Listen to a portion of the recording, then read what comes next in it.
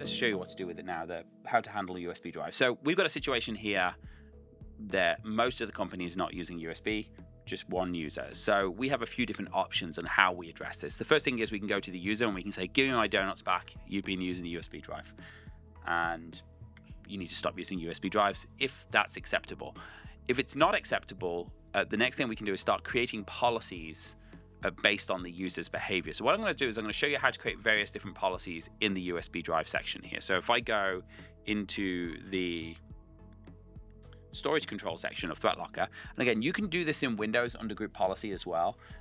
This group policy only allows you to turn it on or off, so you don't get it's like a light switch. There's not much granularity to it, but there are plenty of, I would say this is the one feature that you probably have 10 times over if you have multiple agents on your machine.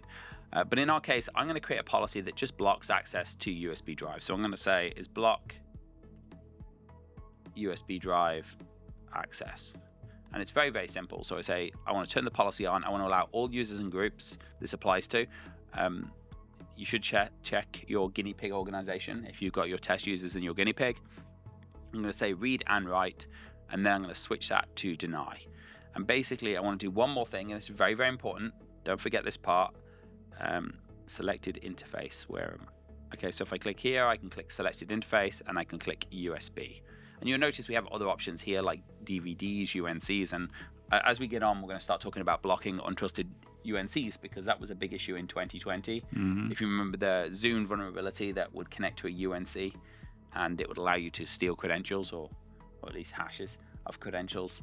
So that's going to be important in the future. But for now, I'm just going to say deny USB, and I'm going to check this box. This is an option to allow the user to request permission. Now, we're going to want you to do this on your test group if you don't have users using USBs this week. So at very least on your test group, it's going to be homework. So make sure you create new policy, turn it on here, make sure there's nothing being blocked you don't want first, and that will block it.